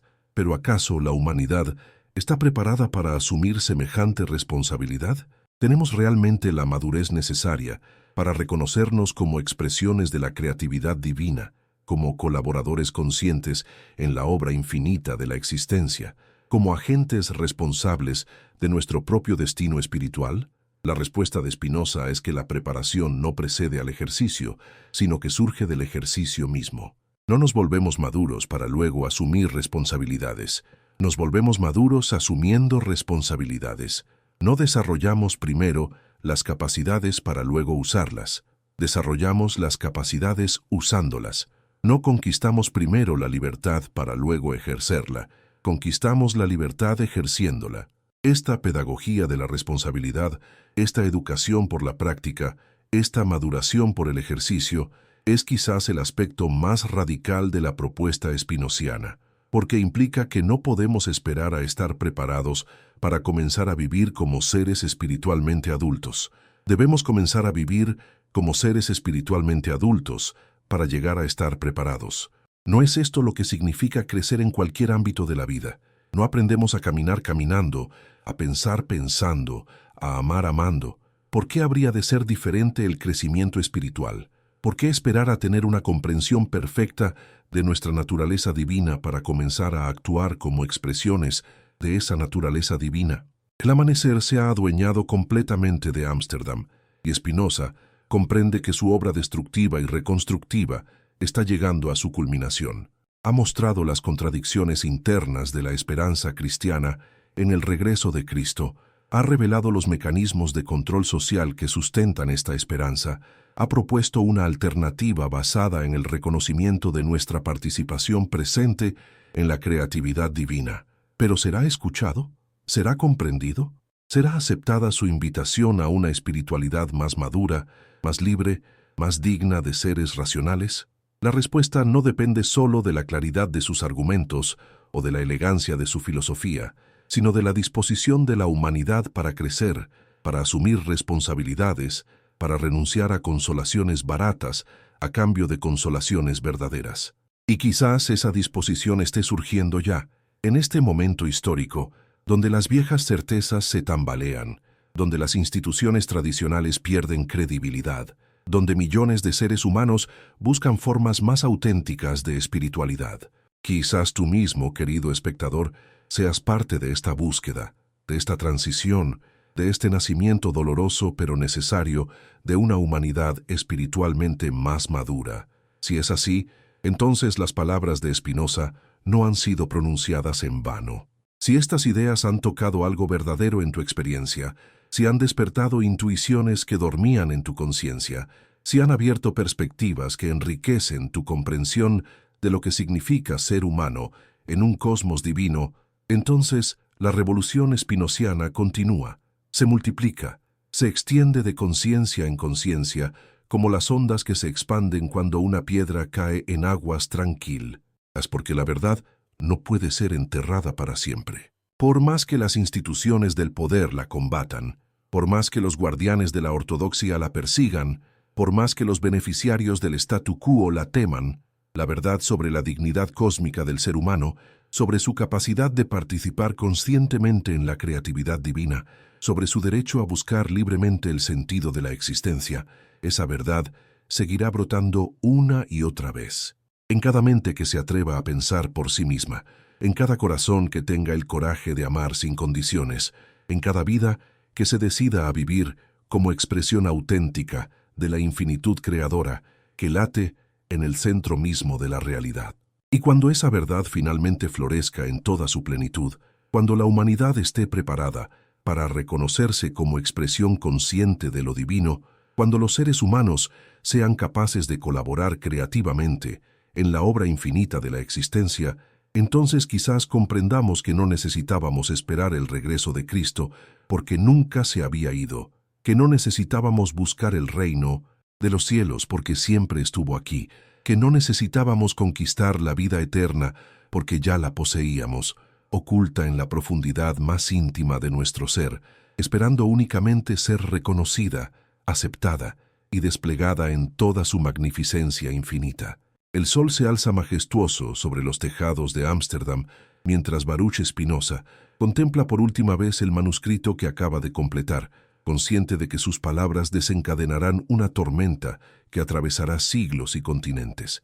En sus páginas finales ha plasmado la verdad más peligrosa jamás concebida por mente humana, que la promesa del regreso de Cristo no es solo una esperanza frustrada, sino el obstáculo principal que impide a la humanidad reconocer su propia divinidad latente. Pero ¿acaso no es precisamente en estos momentos finales, cuando todas las cartas están sobre la mesa y ya no hay marcha atrás posible, cuando la conciencia humana revela sus recursos más profundos? ¿No será que hemos llegado al punto donde la humanidad debe elegir definitivamente entre la comodidad de la dependencia espiritual y la responsabilidad aterradora pero liberadora de su propia madurez cósmica? El clímax filosófico al que nos ha conducido Spinoza trasciende las categorías habituales del debate religioso. Ya no se trata simplemente de decidir si Cristo va a regresar o no, si los evangelios son históricos o míticos, si las promesas escatológicas son literales o simbólicas. Se trata de algo mucho más fundamental, de decidir si la humanidad tiene el coraje de asumir la responsabilidad total de su propio destino espiritual, o si prefiere seguir delegando esa responsabilidad en instancias externas que prometen pero nunca cumplen, que consuelan pero nunca liberan, que esperan pero nunca llegan. ¿Comprendes la magnitud de lo que está en juego, querido espectador? No es solo una cuestión de creencias religiosas particulares, sino de la estructura misma de la conciencia occidental, de los fundamentos sobre los cuales hemos construido nuestra civilización, de las raíces más profundas de nuestras esperanzas y nuestros miedos colectivos. Porque si Spinoza tiene razón, si realmente no hay salvadores externos esperando en las nubes, si verdaderamente no hay soluciones mágicas para los desafíos de la existencia, entonces todo el edificio de la cultura cristiana occidental se desploma como castillo de naipes, y de sus ruinas debe emerger algo completamente nuevo, algo que nunca antes ha existido en la historia de la humanidad. Una civilización basada en la madurez espiritual de sus miembros en lugar de en su dependencia religiosa. La revolución que propone Spinoza no es solo intelectual, sino existencial, no es solo teórica, sino práctica, no es solo filosófica, sino espiritual, porque él comprende que criticar la doctrina del regreso de Cristo sin ofrecer una alternativa viable sería un acto de crueldad cósmica, como arrebatar a un niño su juguete favorito sin darle nada a cambio. Pero ¿qué puede ofrecer la filosofía que sea tan consolador como la promesa de un Salvador omnipotente? ¿Qué puede brindar la razón que sea tan esperanzador como la garantía de un futuro perfecto? ¿Qué puede proporcionar el conocimiento que sea tan tranquilizador como la certeza de que alguien más está a cargo del destino universal? La respuesta spinociana es tan audaz como inesperada. Lo que la filosofía puede ofrecer es algo infinitamente más valioso que todas las consolaciones religiosas juntas, la verdad sobre lo que realmente somos. Y lo que realmente somos, según la visión más radical jamás concebida sobre la naturaleza humana, es nada menos que modalidades finitas de la sustancia infinita, expresiones temporales de la creatividad eterna, manifestaciones conscientes de la inteligencia cósmica que sostiene y anima el universo entero. ¿Te das cuenta de lo que esto significa? Significa que cuando tienes un pensamiento genuinamente original, no es solo tu mente individual la que piensa, sino la mente universal pensándose a sí misma a través de ti. Significa que cuando experimentas un momento de amor auténtico, no es solo tu corazón el que ama, sino el amor cósmico expresándose a través de tu individualidad. Significa que cuando realizas un acto de creatividad verdadera, no eres solo tú quien crea, sino la creatividad infinita manifestándose en tu forma particular de ser. Esta perspectiva transforma radicalmente el sentido de la identidad humana. Ya no somos accidentes cósmicos perdidos en un universo indiferente, ni criaturas caídas esperando redención externa, ni pecadores condenados que necesitan salvación ajena. Somos expresiones únicas e irrepetibles de la perfección infinita, modalidades conscientes de la sustancia divina, colaboradores activos en el proceso mediante el cual la realidad se conoce y se transforma a sí misma. Pero ¿acaso esta perspectiva no conduce al orgullo, a la arrogancia, a la presunción de ser dioses? La genialidad de Spinoza radica en mostrar que ocurre exactamente lo contrario, porque cuando realmente comprendemos que somos expresiones de la infinitud divina, cuando genuinamente experimentamos nuestra participación en la creatividad cósmica, cuando auténticamente reconocemos que nuestro ser individual es una modalidad del ser universal, entonces surge naturalmente la humildad más profunda que puede experimentar una conciencia finita, la humildad de saberse parte infinitesimal, pero significativa de algo inmensamente más vasto que cualquier comprensión particular. Esta humildad cósmica no es la humillación del gusano ante el Creador, sino la reverencia del Hijo, que comprende su herencia infinita. No es la sumisión del esclavo al amo, sino la gratitud del heredero que reconoce la riqueza que ha recibido. No es la obediencia del súbdito al soberano, sino la responsabilidad del administrador que comprende que debe cuidar y hacer fructificar los talentos que se le han confiado. ¿Y cuáles son esos talentos que la creatividad cósmica ha depositado en cada ser humano? Según la visión spinociana, son capacidades prácticamente ilimitadas. La capacidad de conocer, que puede expandirse indefinidamente mediante el estudio paciente y la reflexión honesta. La capacidad de amar, que puede profundizarse infinitamente mediante la comprensión cada vez más amplia de nuestra interconexión con todo lo que existe. La capacidad de crear, que puede desarrollarse sin límites mediante la colaboración consciente con las fuerzas creativas que animan el universo. Estas capacidades no son premios que debemos ganar mediante buena conducta, ni regalos que debemos esperar de autoridades externas, ni poderes que debemos conquistar mediante prácticas especiales.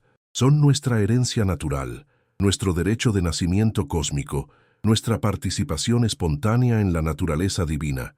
Pero entonces, ¿por qué la mayoría de los seres humanos vive sin experimentar estas capacidades, sin desarrollar estos poderes, sin realizar estas posibilidades? La respuesta de Spinoza es devastadora en su simplicidad. Porque las religiones autoritarias nos han convencido de que somos intrínsecamente limitados, fundamentalmente pecadores, esencialmente incapaces de acceder a lo divino por nuestros propios medios. Nos han enseñado que nuestras capacidades naturales de conocer son fuentes de error, que nuestros impulsos naturales de amar son semillas de pecado, que nuestros deseos naturales de crear son manifestaciones de orgullo. Nos han convertido en mendigos espirituales que esperan limosnas de salvación, cuando en realidad somos herederos de un reino infinito. ¿No es esta la traición más grande que se puede cometer contra la dignidad humana?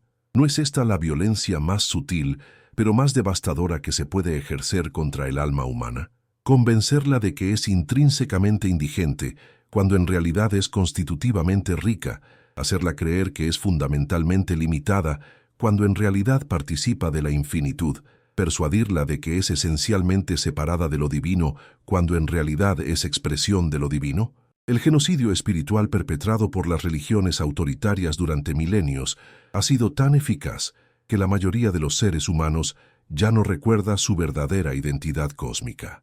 Viven como amnésicos espirituales que han olvidado su origen divino, como príncipes que creen ser mendigos, como herederos universales que se comportan como huérfanos abandonados. Pero ¿acaso no es precisamente la función de la filosofía auténtica despertar esta memoria dormida, restaurar esta identidad perdida, recordar a la humanidad lo que realmente es? Y aquí radica la diferencia fundamental entre la consolación que ofrece Spinoza y las consolaciones que ofrecen las religiones apocalípticas. Las religiones prometen que en el futuro seremos salvados por poderes externos. Spinoza revela que en el presente ya somos expresiones de poderes infinitos. Las religiones esperan que algún día alcancemos la perfección mediante la gracia divina. Spinoza muestra que ya participamos de la perfección divina mediante nuestra naturaleza esencial. Las religiones aguardan que finalmente seamos unidos con Dios. Spinoza demuestra que nunca hemos estado separados de Dios. ¿No es infinitamente más consolador descubrir que ya somos lo que esperábamos llegar a ser que seguir esperando indefinidamente llegar a ser lo que imaginamos que debemos ser? ¿No es infinitamente más liberador comprender que ya tenemos acceso a los recursos que necesitamos que continuar mendigando recursos que otros prometen darnos? ¿No es infinitamente más dignificante reconocer que ya somos expresiones de la perfección divina que persistir creyendo que somos criaturas imperfectas, esperando perfeccionamiento externo? Pero la liberación spinociana no es automática ni mágica. Requiere trabajo, esfuerzo, disciplina, compromiso. Porque una cosa es comprender intelectualmente que somos expresiones de la creatividad cósmica, y otra muy diferente es vivir consistentemente desde esta comprensión. Una cosa es saber teóricamente que participamos de la sabiduría infinita, y otra muy diferente es actuar habitualmente desde esta sabiduría.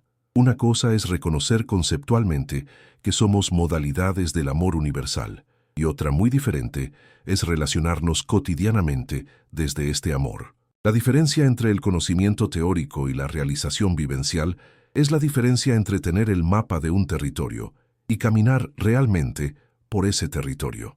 Es la diferencia entre poseer la partitura de una sinfonía y ejecutar realmente esa sinfonía. Es la diferencia entre comprender los principios de un arte y practicar realmente ese arte hasta dominarlo. ¿Y cuál es el arte que debemos dominar según la perspectiva spinociana? El arte de vivir como expresiones conscientes de la creatividad divina, el arte de actuar como colaboradores inteligentes en la obra infinita de la existencia, el arte de relacionarnos como modalidades del amor cósmico, que reconocen su unidad fundamental a través de la diversidad de sus manifestaciones particulares. Este arte supremo no se aprende en las escuelas teológicas, ni se enseña en los seminarios religiosos. Se aprende viviendo, se enseña ejemplificando, se transmite contagiando. Pero ¿dónde encontrar maestros de este arte en una civilización que ha olvidado que tal arte existe? ¿Dónde buscar modelos de esta forma de vida en una cultura que ha convertido la dependencia espiritual en virtud teológica? La respuesta de Spinoza es tan revolucionaria como todas sus respuestas. Cada ser humano debe convertirse en su propio maestro de este arte, debe desarrollar su propio estilo de vida divina, debe crear su propio método de realización espiritual. Porque si realmente somos expresiones únicas de la creatividad infinita, entonces no puede haber dos caminos idénticos hacia la realización de esta naturaleza divina. Cada individuo debe descubrir su forma particular de participar conscientemente en la vida universal, su manera específica de colaborar creativamente en la obra cósmica de la existencia. Esta individualización radical de la búsqueda espiritual no conduce al relativismo, sino todo lo contrario. Conduce al reconocimiento de que hay tantas formas auténticas de espiritualidad como individuos genuinos existen, pero que todas estas formas comparten un núcleo común: la comprensión de que somos expresiones de algo infinitamente más vasto que nosotros mismos, y que nuestra realización personal es inseparable de nuestra contribución al bienestar del conjunto. ¿No es esta una perspectiva mucho más rica y más flexible que la uniformidad espiritual impuesta por las religiones institucionales? ¿No es más respetuosa de la diversidad humana reconocer que puede haber millones de formas diferentes de vivir espiritualmente que pretender que solo hay un camino válido hacia la salvación? ¿No es más coherente con la creatividad infinita de lo divino esperar que se exprese de maneras infinitamente variadas que suponer que se manifiesta siempre de la misma forma? Desde tu rincón del mundo, querido espectador, quizás comienzas a vislumbrar las implicaciones prácticas de esta revolución spinoziana. Tal vez desde Sao Paulo, donde son las 5 de la madrugada y la ciudad se prepara para un nuevo día de posibilidades infinitas. O desde Madrid, donde el sol del mediodía ilumina las calles mientras las personas caminan sin saber que cada una de ellas es una expresión única de la creatividad cósmica. O desde Buenos Aires, donde el atardecer tiñe de oro los edificios mientras miles de conciencias individuales participan inconscientemente en la conciencia universal que abarca todo lo que existe. Te das cuenta de que en este momento exacto, mientras lees estas palabras, estás participando en uno de los experimentos más audaces de la historia humana, el intento de despertar a una especie entera a su verdadera naturaleza divina. Comprendes que tu simple presencia aquí, tu apertura a estas ideas, tu disposición a cuestionar las certezas heredadas, te convierte en colaborador consciente de una transformación que puede cambiar para siempre el curso de la evolución humana.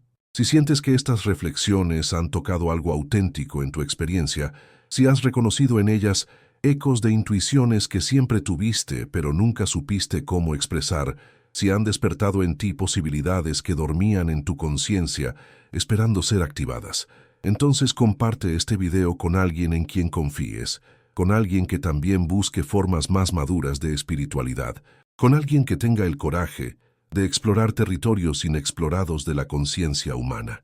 Porque quizás la bendición más auténtica que podemos desear para nuestras familias no sea que lleguen salvadores externos a resolver todos los problemas, sino que cada miembro de nuestras familias despierte a su propia capacidad de ser agente de transformación, que reconozca en sí mismo expresión única de la creatividad divina, que descubra en sus relaciones cotidianas oportunidades de experimentar y expresar lo sagrado. Pero la revolución spinoziana no se detiene en el despertar individual, se extiende hacia la transformación colectiva de la humanidad. Porque si cada ser humano es expresión de la creatividad cósmica, entonces la humanidad en su conjunto es la forma que adopta esa creatividad para conocerse y transformarse a sí misma mediante la cooperación consciente de sus modalidades individuales. ¿No es esta una perspectiva infinitamente más esperanzadora que la visión apocalíptica de una humanidad condenada esperando salvación externa? ¿Te imaginas cómo sería una civilización construida sobre el reconocimiento de que cada ser humano es expresión de la divinidad?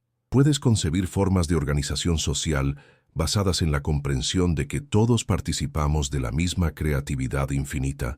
Puedes visualizar sistemas educativos cuyo objetivo sea despertar en cada niño la conciencia de su herencia cósmica, en lugar de inculcarle la convicción de su limitación fundamental. Esta civilización post-apocalíptica, esta cultura post-religiosa, esta humanidad post-dependiente, no es una utopía inalcanzable, sino una posibilidad real que puede comenzar a realizarse en cualquier momento que suficientes seres humanos despierten a su verdadera naturaleza. Pero ¿cuántos son suficientes? ¿Necesitamos que despierte toda la humanidad para que comience la transformación? ¿O basta con que despierte una masa crítica de individuos conscientes?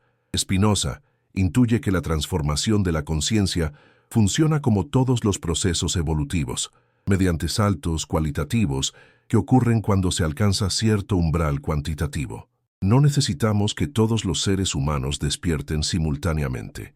Necesitamos que suficientes despierten para crear un campo de conciencia que facilite el despertar de los demás. ¿No es esto lo que ha ocurrido siempre en la historia de las ideas? ¿No han sido siempre minorías creativas las que han iniciado las transformaciones que posteriormente se han extendido al conjunto de la humanidad? ¿Y no estamos viviendo ya los primeros síntomas de esta transformación? ¿No vemos por todas partes señales de que los viejos sistemas de creencias están perdiendo su poder de convicción? ¿No observamos que millones de personas buscan formas más auténticas de espiritualidad, más libres de dogmas autoritarios, más acordes con su capacidad racional, más respetuosas de su dignidad individual? El crepúsculo de las religiones apocalípticas no significa el fin de la espiritualidad, sino su renacimiento en formas más maduras. El colapso de las esperanzas en salvadores externos no significa la muerte de la esperanza, sino su transformación en esperanza real basada en capacidades reales. La crisis de las certezas dogmáticas no significa el triunfo del nihilismo, sino la apertura hacia formas más auténticas de certeza basadas en experiencia directa de lo sagrado. Pero ¿acaso esta transformación no implica pérdidas irreparables? ¿No hay algo hermoso en la inocencia de la fe simple que se pierde cuando la razón crítica examina las creencias heredadas? ¿No hay algo consolador en la dependencia infantil que desaparece cuando asumimos la responsabilidad adulta de nuestro destino espiritual? Spinoza no niega que haya pérdidas en toda transformación evolutiva. Reconoce que el paso de la dependencia a la autonomía implica renunciar a ciertas comodidades, que el crecimiento hacia la madurez requiere abandonar ciertas seguridades, que la evolución hacia formas superiores de conciencia exige dejar atrás formas más simples, pero también más limitadas de comprensión. ¿Pero acaso no ocurre lo mismo en todos los procesos de crecimiento? ¿No debe el niño renunciar a los juegos infantiles para acceder a los placeres adultos?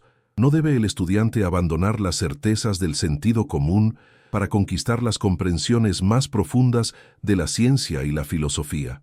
¿No debe toda conciencia en evolución sacrificar las comodidades de etapas anteriores para alcanzar las posibilidades de etapas superiores? La diferencia es que en la evolución espiritual propuesta por Spinoza no se pierde realmente nada esencial, solo se transforman las formas en que experimentamos las mismas realidades fundamentales. No perdemos la capacidad de amar, la profundizamos hasta convertirla en amor cósmico. No perdemos la capacidad de esperar, la transformamos en esperanza basada en comprensión real de las posibilidades humanas. No perdemos la capacidad de reverencia, la expandimos hasta abarcar la totalidad de lo que existe como manifestación de lo sagrado. ¿No es esta una forma de conservación más auténtica que el intento de mantener congeladas para siempre formas obsoletas de experiencia espiritual? ¿No es más respetuoso hacia la tradición espiritual de la humanidad ayudarla a evolucionar que mantenerla artificialmente petrificada? ¿No es más fiel al espíritu original de todas las grandes tradiciones religiosas facilitar su crecimiento hacia formas más maduras que defender dogmáticamente sus formulaciones históricas particulares? Porque si hay algo que todas las grandes tradiciones espirituales han tenido en común, es precisamente su capacidad de transformar la conciencia humana, de abrir nuevas posibilidades de experiencia, de revelar dimensiones ocultas de la realidad. Pero ¿qué ocurre cuando estas tradiciones se institucionalizan, se dogmatizan, se convierten en sistemas de control social en lugar de métodos de liberación espiritual? Ocurre exactamente lo que Spinoza denuncia en el cristianismo apocalíptico, que los medios se convierten en fines, que las formas se vuelven más importantes que los contenidos, que la preservación del sistema se prioriza sobre el cumplimiento de su función original. ¿No es esto lo que ha pasado con la promesa del regreso de Cristo? ¿No se ha convertido de herramienta de esperanza en instrumento de control, de inspiración para la transformación presente en excusa para la pasividad perpetua? La crítica espinociana no destruye el cristianismo, lo libera de sus deformaciones patológicas para que pueda cumplir su función auténtica. ¿Y cuál es esa función auténtica? Despertar en los seres humanos la conciencia de su dignidad cósmica, facilitar su participación consciente en la creatividad divina, promover su colaboración inteligente en la construcción de formas más elevadas de vida individual y colectiva. ¿No es esto precisamente lo que el Jesús histórico parece haber intentado hacer según los testimonios más antiguos? ¿No predicó que el reino de los cielos estaba dentro de vosotros? Es decir, que era una dimensión accesible de la conciencia presente. ¿No enseñó que vosotros sois dioses, sugiriendo que la divinidad no era prerrogativa exclusiva de seres sobrenaturales, sino potencial de toda conciencia humana? ¿No demostró con sus actos que las capacidades extraordinarias no requerían intervención milagrosa, sino desarrollo natural de poderes latentes en la naturaleza humana? Si la Iglesia hubiera preservado y desarrollado esta enseñanza original, en lugar de transformarla en mitología apocalíptica, quizás la humanidad habría alcanzado hace siglos el nivel de madurez espiritual que Spinoza considera necesario para la siguiente etapa de su evolución. ¿Pero acaso no es precisamente característico de la evolución que los desarrollos bloqueados en una época emerjan con fuerza renovada en épocas posteriores? Quizás estamos viviendo el momento histórico en que la enseñanza auténtica de Jesús, liberada de las deformaciones eclesiásticas que la han ocultado durante milenios, puede finalmente ser comprendida y aplicada. Quizás la crisis actual del cristianismo institucional es precisamente la condición necesaria para que emerja un cristianismo más auténtico, más libre, más capaz de facilitar la transformación espiritual que Jesús parece haber intentado catalizar. ¿Pero acaso este cristianismo espinociano seguiría siendo cristianismo en algún sentido reconocible? ¿No sería más honesto reconocer que estamos hablando de algo completamente diferente, de una espiritualidad postcristiana que ha dejado atrás no solo las formas tradicionales del cristianismo, sino su contenido mismo? La respuesta de Spinoza es característicamente dialéctica. Lo que emerge cuando liberamos el cristianismo de sus deformaciones dogmáticas no es ni cristianismo tradicional ni post-cristianismo, sino cristianismo auténtico por primera vez en la historia. Cristianismo que ha recuperado su función original de despertar la conciencia a su naturaleza divina, en lugar de mantenerla dormida mediante promesas sobre futuros imaginarios. ¿No es significativo que las experiencias místicas más profundas registradas por la tradición cristiana hayan sido siempre experiencias de unión presente con lo divino, no esperanzas en uniones futuras? ¿No han sido siempre los santos y místicos cristianos quienes menos han necesitado la promesa del regreso de Cristo porque ya experimentaban su presencia continua? ¿No han sido precisamente los cristianos más realizados espiritualmente quienes menos han dependido de las consolaciones apocalípticas porque ya habían encontrado consolaciones reales en su experiencia inmediata de lo sagrado? El cristianismo espinociano no sería, entonces, una negación del cristianismo, sino su realización más plena. No sería una traición a la tradición cristiana, sino su cumplimiento más auténtico. No sería un abandono de la herencia de Jesús, sino la actualización de esa herencia en formas acordes con el nivel de comprensión que la humanidad ha alcanzado. Y esta actualización no se detiene en el cristianismo, se extiende a todas las tradiciones espirituales de la humanidad. Porque si la promesa del regreso de Cristo ha funcionado como obstáculo para la maduración espiritual en la cultura occidental, promesas análogas han funcionado de manera similar en otras culturas. La esperanza en la llegada del Mesías en el judaísmo, la expectativa del retorno del imam oculto en el Islam chiita, la espera del avatar futuro en ciertas corrientes del hinduismo, la esperanza en la llegada del Maitreya en el budismo. No es revelador que prácticamente todas las tradiciones religiosas hayan desarrollado doctrinas que postergan la realización espiritual hacia un futuro indefinido. ¿No sugiere esto que hay algo en la naturaleza misma de las instituciones religiosas que las inclina a mantener a sus adherentes en estado de dependencia perpetua mediante la promesa de liberaciones futuras?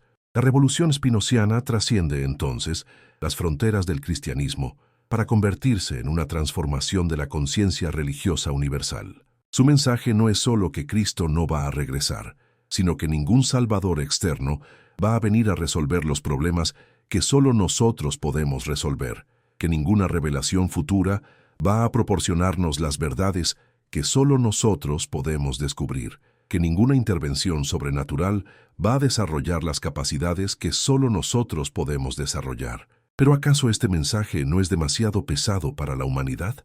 ¿No es demasiado exigente esperar que todos los seres humanos asuman semejante responsabilidad? ¿No hay algo cruel en arrebatar a la humanidad sus consolaciones más preciadas para exigirle que se console a sí misma?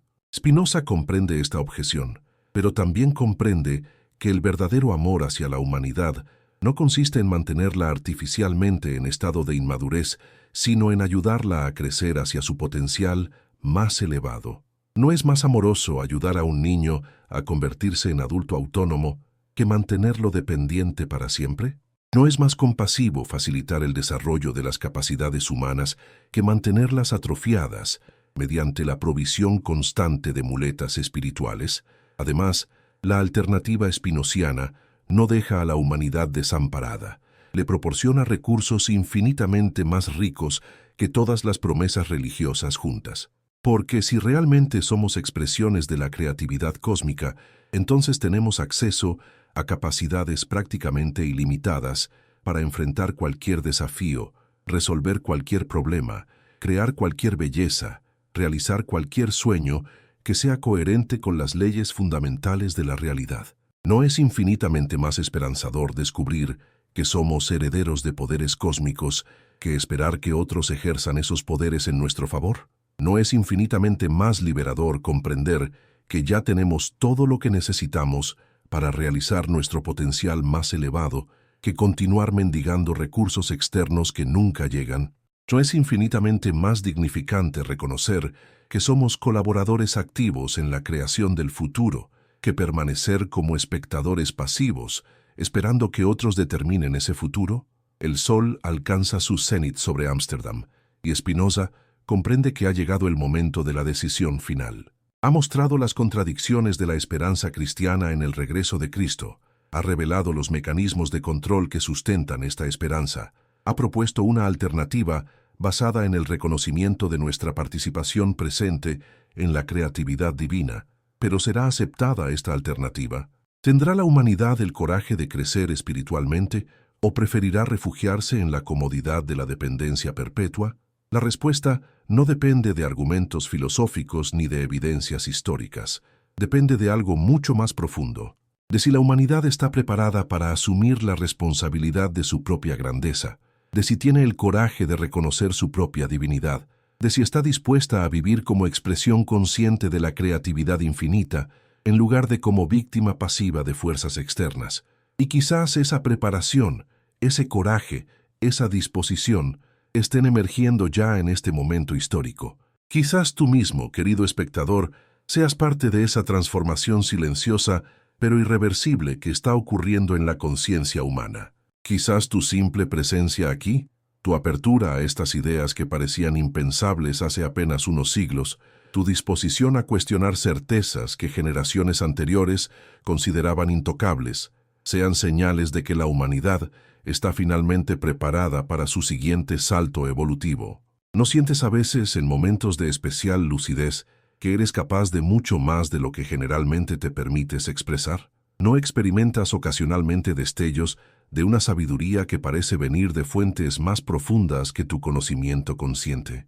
¿No has tenido momentos en que el amor que sientes trasciende completamente las fronteras de tu individualidad y abarca realidades mucho más vastas?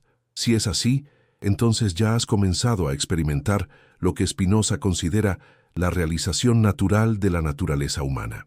Ya has tenido vislumbres de esa participación consciente en la creatividad cósmica que puede convertirse en la forma habitual de vida cuando dejemos de esperar que otros nos den lo que ya tenemos, cuando dejemos de buscar afuera lo que ya está adentro, cuando dejemos de postergar para el futuro lo que ya es posible en el presente. La verdad que Spinoza ha sembrado en el jardín de la conciencia occidental no puede ser enterrada para siempre. Por más que las instituciones del poder la combatan, por más que los beneficiarios del statu quo la teman, por más que las fuerzas de la reacción intenten suprimirla, esa verdad sobre la dignidad cósmica del ser humano seguirá brotando una y otra vez, en cada mente que se atreva a pensar libremente, en cada corazón que tenga el coraje de amar sin condiciones, en cada vida que se decida a expresar auténticamente su naturaleza divina. Y cuando finalmente esa verdad florezca en toda su plenitud, cuando suficientes seres humanos despierten a su identidad cósmica, cuando la humanidad esté preparada para colaborar conscientemente en la obra infinita de la creatividad universal, entonces quizás comprendamos que nunca necesitamos esperar el regreso de Cristo, porque nunca se había ido, que nunca necesitamos buscar el reino de los sí. Élos porque siempre estuvo aquí, que nunca necesitamos conquistar la vida eterna porque ya la poseíamos desde el principio, oculta únicamente por las ilusiones que nosotros mismos habíamos creado para evitar la responsabilidad aterradora, pero liberadora de reconocer quiénes realmente somos. ¿Y quiénes somos realmente? Somos la forma que adopta la creatividad infinita para conocerse a sí misma. Somos el método que utiliza la sabiduría cósmica para comprenderse más profundamente. Somos el instrumento que emplea el amor universal para expresarse más plenamente. Somos modalidades conscientes de la perfección eterna, colaboradores activos en el despliegue infinito de la realidad, expresiones únicas e irrepetibles de la divinidad que no está en algún lugar remoto del cosmos, sino aquí mismo, en este momento exacto, en esta conciencia que lee estas palabras, en este corazón que late mientras contempla la inmensidad de lo que significa ser humano en un universo divino. Esta es la verdad que no puede ser enterrada para siempre. Esta es la revelación que ningún poder humano puede suprimir indefinidamente. Esta es la liberación que ninguna autoridad externa puede impedir cuando surge desde las profundidades de la propia conciencia, como reconocimiento de lo que siempre fuimos, pero habíamos olvidado temporalmente. La revolución spinociana no ha terminado, apenas ha comenzado. Y tú, querido espectador, no eres solo testigo de esta revolución, sino uno de sus protagonistas principales, uno de los agentes conscientes de la transformación más radical que jamás haya experimentado la conciencia humana, el despertar de una especie entera a su verdadera naturaleza divina.